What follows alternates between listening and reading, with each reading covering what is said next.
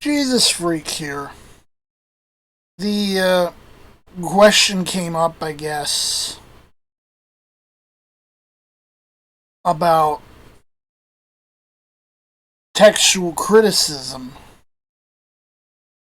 and I figured that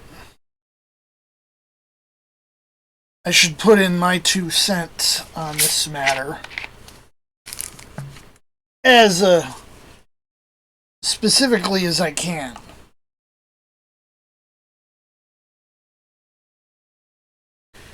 Now, while I tend to take a sort of scholarly approach to it, just like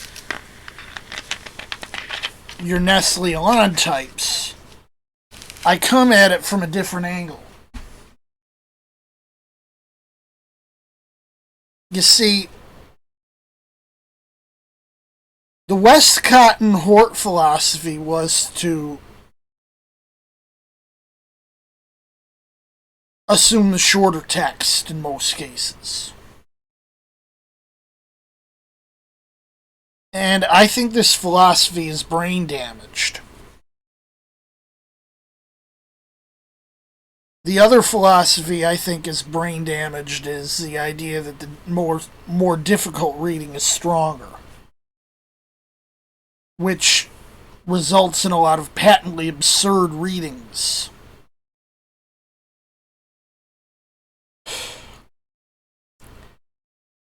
Regarding the more difficult readings, I think the usual reason this happens is that someone copies a similar but incorrect word.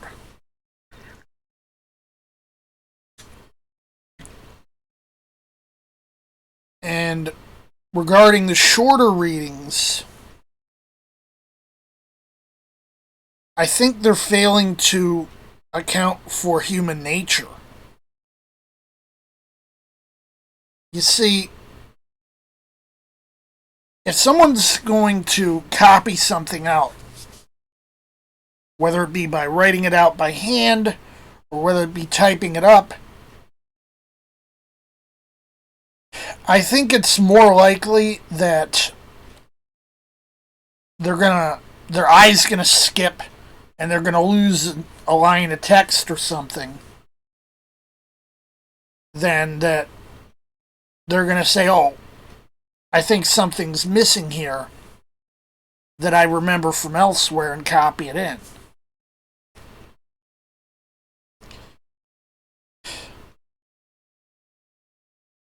The typical textual critic is pushing the idea of pious insertions.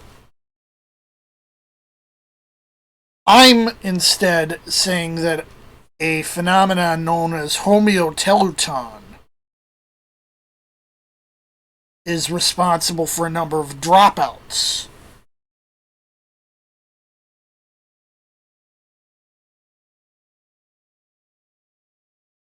If you see two similar words close to each other, yeah, it's possible your eye's going to skip from one to the next. That's more likely than someone adding something in.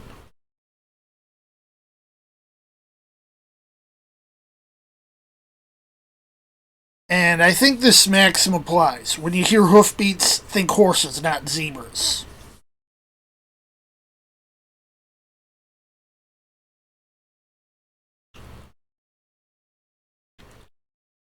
I think the majority of textual differences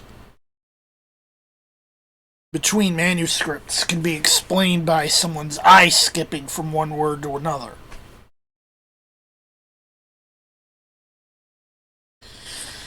This means that in the vast majority of situations, I'm going to prefer the longer reading.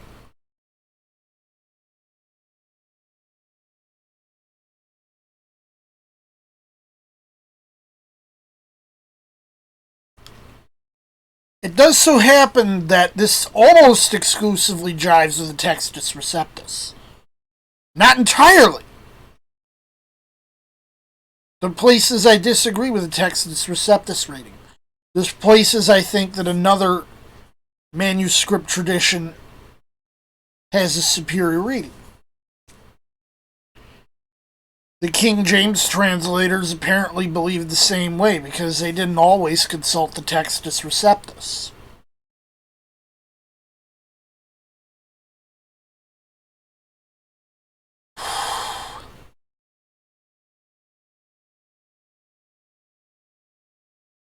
So, like I said, I basically take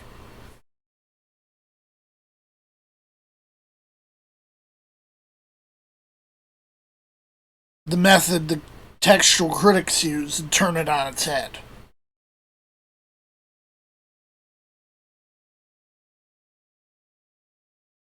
And I think that's an approach that best explains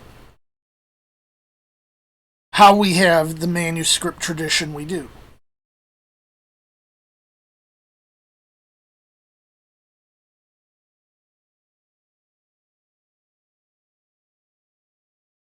Jesus, freak out.